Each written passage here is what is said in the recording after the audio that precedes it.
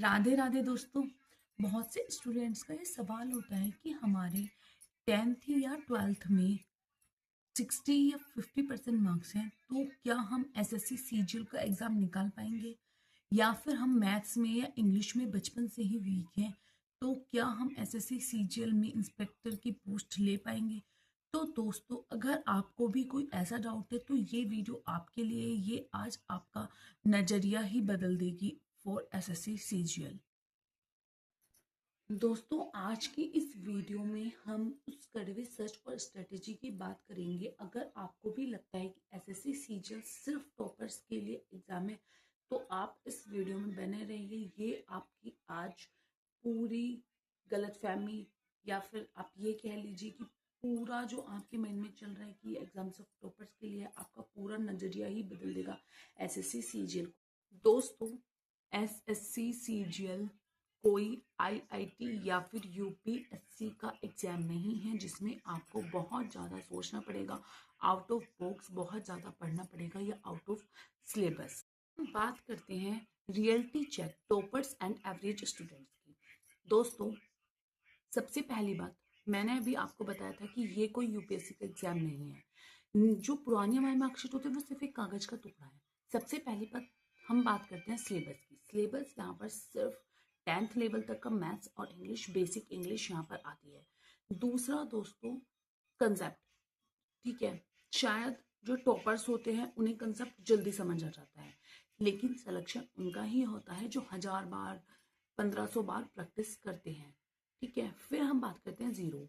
जब हम SSC CGL की प्रिपरेशन करते हैं तो हम जीरो से स्टार्ट करते हैं, और जो हमारी पुरानी मार्कशीट होती है वो सिर्फ एक कागज का टुकड़ा होती है, इससे ज़्यादा कुछ नहीं। हमारी जो मेहनत हम करते हैं तो हम एसएससी सीजीएल क्लियर कर सकते हैं। और मैंने ऐसे बहुत सारे स्टूडेंट्स की स्टोरी सुनी है यूट्यूब से, जिनके 10th 12th में 40-50% मार्क्स हैं और वो एसएससी सीजीएल यूपीएससी तक भी उन्होंने क्लियर किया है। सो दोस्तों, आप ये चीज़ छोड़ दीजिए। आपके दिमाग में ये है कि जो टॉपर्स हैं वही एसएससी सीजीएल क्लियर कर सकते हैं, तो नहीं, आप भी क्लियर कर सकते हो। और मोस्ट ऑफ द वही स्टूडेंट्स क्लियर करते हैं जो कंसिस्टेंसी बनाकर रखते हैं, डेली पढ़ते हैं, रूटीन वाइज उठते हैं। सो यहाँ पर हम बात कर लेते हैं दोस्तों कि हमारे 10th 12th में हमारे मार्क्स 10th 12th के कोई मायने नहीं रखते। मायने रखती है तो सिर्फ हमारी मेहनत। दोस्तों, इसमें मैं आपसे बात करती हूँ स्टेप बाय स्टेप। सबसे पहला स्टेप, हम क्या करेंगे, जैसे कि हमारी कोई भी हमारा सब्जेक्ट वीक है, मैथ्स वीक है, इंग्लिश वीक है, तो हमें क्या करना है, सबसे पहला अपना बेसिक जो है वो कंसेप्ट क्लियर करनी है। हमें डायरेक्ट ट्रिक्स पर नहीं जाना। या तो आप 6 to 10 तक की एनसीईआरटी पढ़ सकते हैं मैथ्स की या इंग्लिश की, और उसके बाद आप ट्रिक्स पर जाना। पहले आप अपना बेसिक मजबूत करें, डायरेक्ट ट्रिक्स पर ना जाए। या तो आप 10th लेवल तक की एनसीईआरटी कर सकते हैं, किसी भी टीचर की बेसिक वीडियो देखकर आप कर सकते हैं। मैं यहाँ पर चैनल पर अपलोड कर दूंगी basic video for average students के लिए कि आप किन टीचर से पढ़ें जिससे आपके कंसेप्ट क्लियर हो जाए।